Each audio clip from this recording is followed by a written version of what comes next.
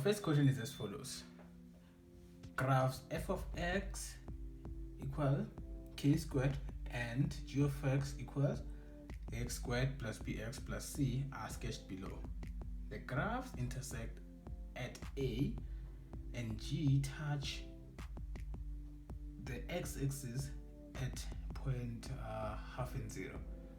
The coordinates of B on the graph of F are indicated. AC is parallel to the x-axis. Okay, so this is the information that we're given.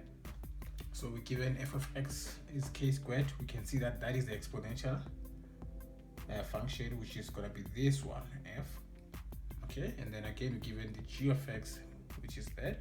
We can see that this is a quadratic equation, and then we are told that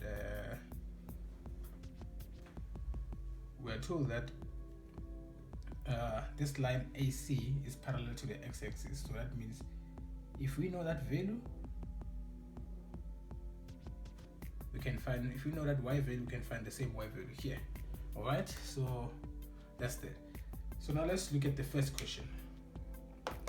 So they're saying determine the coordinates of A.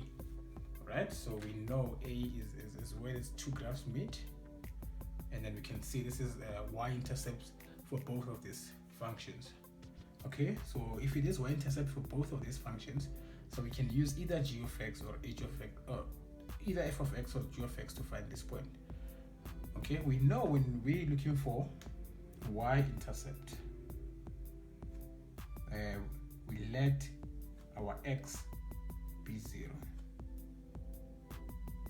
Why do I say that? Because that's where the value of x is 0. Okay, so we can see here we don't know a, we don't know b, so we cannot really use that function.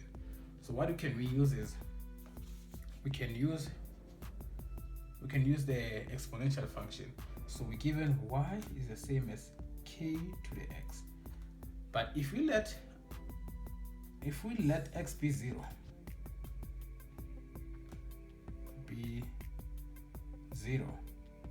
then we can say y is the same as k to the 0, right, at the y-intercept. All right, so we know anything raised to the power of 0 is 1, so this amounts to 1. Okay, so now the final answer to this, we can see our x is 0, our y is 1. So this is just a single mark question. That's why what they're expecting from you is to just see that this is 0 and 1. So how can you see that? You see that this is the y-intercept for this function, and then this is where your x value is 0. Okay, so anything raised to the power of 0 is 1. So when your x is 0, your y is 1. That's how you solve that question. Okay, so the next question, we are being asked to determine the value of k. The k is that point, is that value over there. So from the same exponential function, we have y is equivalent to k to the power of x. So you need to find k. So how we do this is quite easy. We need to look at any point. We look at any point that falls on, that's given and then falls on this function. We can see we're given a point here, half and 2, right? X value is half, and then this is 2. So we need to find this value. So we can simply put this back into the function, and then your y would be 2, which is equivalent to your k to the power of half. Okay, so this is the same as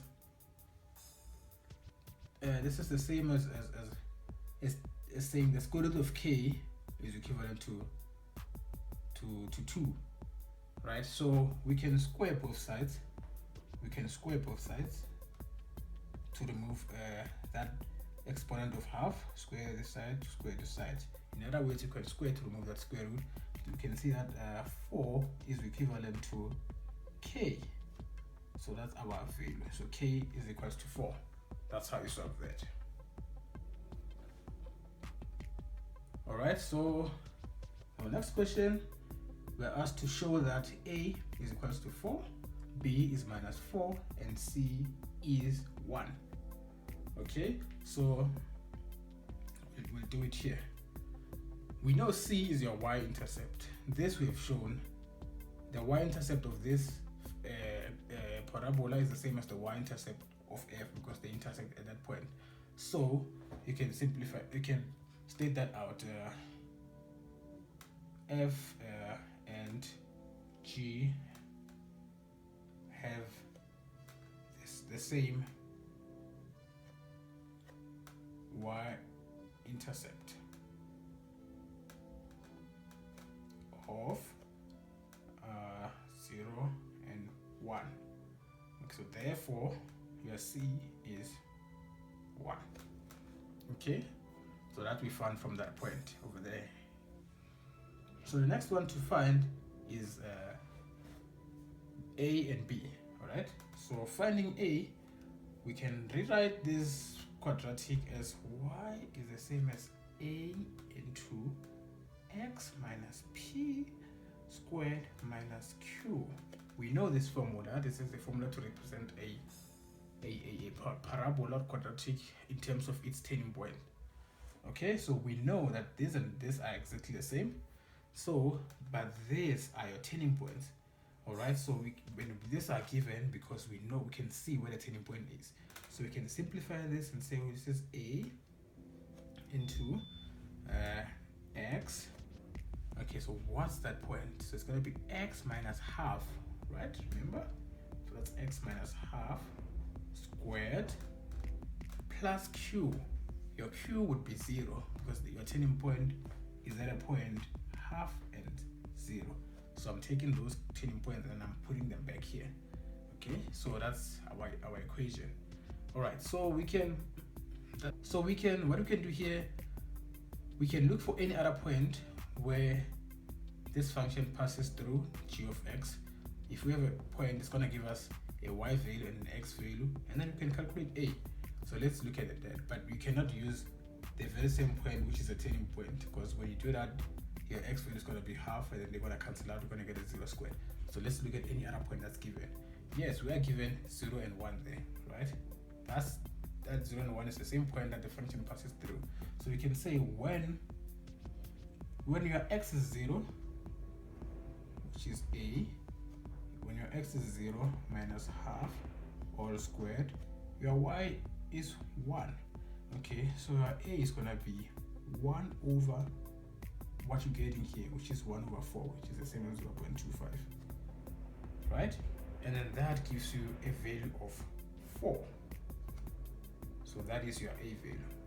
All right, so now we found a, we found c. We need to find b.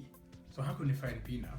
Remember, now our equation, now we know it's like 4 into x minus half all squared. What can you do to find the b now? We can multiply this throughout, basically convert it from this form to that form. Okay, so from here we're gonna simplify this throughout to convert this equation to that, as I've explained. So this is gonna be 4 into, so we simplify that, so that gives us x squared minus x plus 1 over 4. If you cannot move directly from this to that, put it into 2 brackets and then multiply out. So this finally gives us 4x squared minus 4x plus 1. So we see this is your a 4, your b minus 4, your c 1. So therefore your b is minus 4. So we found a, b, and c. Okay, so this is how we solve this kind of a problem. Okay, so our next question is as follows. Here I've just written what we have determined in the previous questions. Okay, so the question says determine the inverse of f in the form of y. So okay, so f was y is the same as 4 to the x. So when you find the inverse, we interchange the y and the x. So this now becomes x is the same as 4 to the y. All right, so now we want, after interchanging, we want to make y the subject of the formula. So now this becomes y is equivalent to log, because your y is exponent, is equivalent to log of then you put the base, which was 4, that would be the base there, and then what was your number would be your x there. All right, so that's how you find the inverse of a function, in this case of an exponential function. The inverse of exponential is going to be a logarithmic. Inverse of log is going to be an exponential. Okay, that's how you solve that question. The next question says, determine h if h is the reflection of f about y-axis. Okay, all right, so we have a function f, which is 4 to the x, and then they are transforming it. The transformation, we are told that it is the reflection about y-axis. We know that the reflection about y, that implies that your x changes the sign. Okay, so that's what we know, so we're going to apply that here. All right, so our equation was y is equivalent to 4 over x. So they're reflecting it about the y-axis. So your x is going to change the sign. So this simply becomes h of x is 4 to the minus x. Just like that. So this is only worth 2 marks. Okay, so our next question, write down the range of g. Okay, so what is your range? Your range basically is what values of y. Your range is associated with y values. What values of y is the function g defined? Okay, so we go back to your graph. You check your function. We're looking at the values of y. This is the y-axis, that's the x. So we're looking at the y values which this function is defined. We can see the function starts from as far as y-axis is concerned, starts from 0 and then goes to infinity. So we can say now your y is greater or equal to 0. Okay, that is going to be a range. Or you can say your y is an element of 0, which is included, and positive infinity, which is excluded. So that's how you write the range for your function. So our next question, we are being asked to determine the equation of a tangent to g at point C. Okay, so this is our function g, and then point C is somewhere there. So we know C has coordinates x and y. So what do we need to find an equation of a tangent? Remember, a tangent is a straight line. So you can start here. Y minus y1 is the same as m into x minus x1. That's an equation for a tangent. What do we need? We need a point where we can have x1 and c and y1. Okay, and then again we need a gradient. So we can start with a point. So a point, we have been told that the point is C, but we don't know anything about C. Okay, so what do we know about C? There's one thing we know about C, is that line AC is parallel to the x-axis. What does that mean? It means that this distance is the same as the distance. Okay, so meaning that the x-coordinate of C is 1. It's the same as the x-coordinate of A. So my C would be 1 and y. Okay, so but we can put this.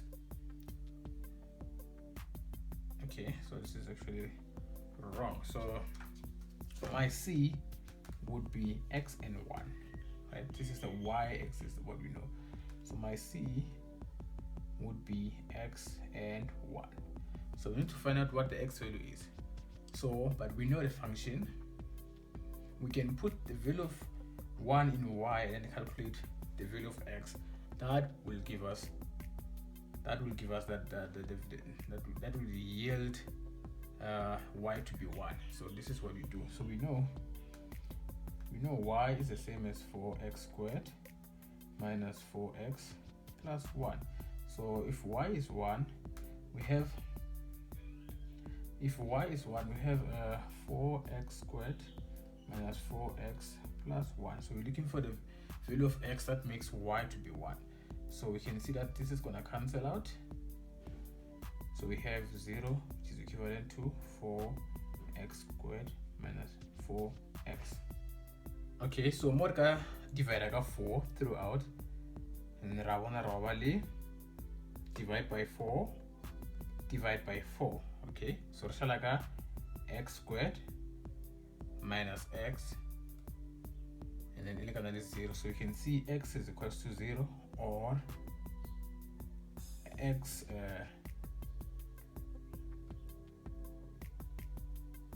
x minus 1 is equals to 0.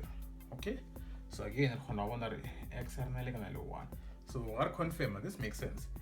Where or y is 1, we have 2 points, 1 1. So the other one is x equals to 0, the other one is x equals to 1. So we have found the value of c. So basically our c now is 1 and 1. So we have found x1 and y1. So we need to find the gradient now, right? We need to find the gradient so that we can complete and find the equation of the tangent at point C. So to find the gradient, we know the gradient of the tangent and the gradient of the function are the same at that point. If this tangent is a tangent of that curve, they share the same gradient. So let's find the gradient of g of x at that point. So g of x is 4x squared minus 4x plus 1. So g prime of x would be equivalent to that's gonna be 8x, okay, minus 4. So I've derived that. If you're not familiar with the whole derivations and differential calculus, you can watch our YouTube video. The link will be in the description. All right, so continuing here, so we need to find a gradient at that point. So what we have here is the gradient function. So we need to find the gradient at point C. So where our x value is 1. So the gradient at point C would be 8 into 1 minus 4. So that gives us 4. That is a gradient at that point. Okay, so now we have the gradient. This gradient is the same gradient of the tangent. So our m is 4. So now finding that, we simply say y minus y1. Our y1 is 1, which is what we got from C. That's the same as 4 into x minus 1. The x1 is still 1 here. So we see that our equation is 4x minus 4 plus 1. So that is equivalent to 4x and then minus 3. So that's the equation to our tangent at point C. Alright, so our next question is as follows. We're given the graph of f of x equals to x cubed plus bx squared plus cx minus 4. So this graph is drawn below, and then a and b are the turning points of f.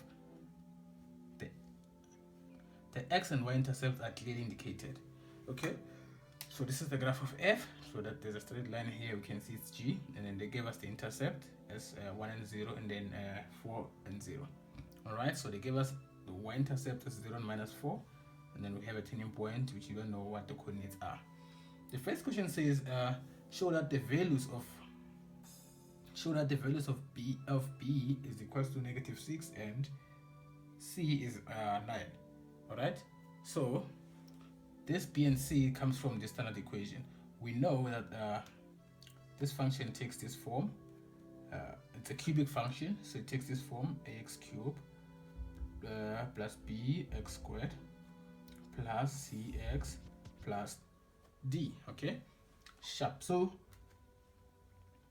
another form which you can use to represent this is f of x is the same as x into a into x minus x1 multiplied by x minus x2 multiplied by x minus x3. Okay, so this is when the roots of that equation have been factored out.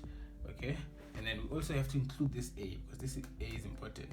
It determines the scaling of the function, and then it determines if it's inverted about the x-axis.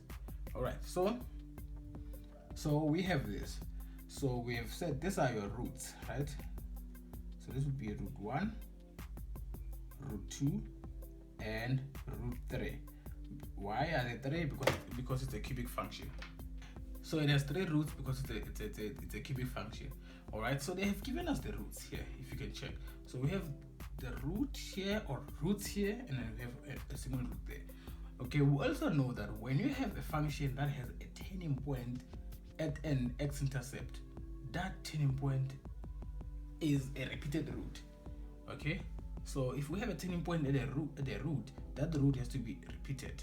So what I'm saying is, our roots for this specific function, we're gonna have x is 1, x is 1, and x is 4. Okay, so 2 of them are here because this is a repeated root. How do we see that? If we have a turning point at that root, so this is repeated. This is the same even for a parabola. For instance, if we have a function like that, let me just say a function like that, so that's 1, so that function is going to be x minus 1 repeated x minus 1. Okay, so now that's simply x minus 1 squared. So that's what is happening here as well. So we can see that this means that your f of x would be a into x minus 1 into x minus 1 into x minus 4. Okay, so that's your f of x. But judging from what's been given, we have been given that the value of a is 1, because this is a, b, c, d. The value of a is 1. We can see that. So this is as good as just like that. Okay, so this would mean that when you multiply this throughout, you have x squared minus 2x plus 1. That's the first 2 brackets, and then multiply by x minus 4.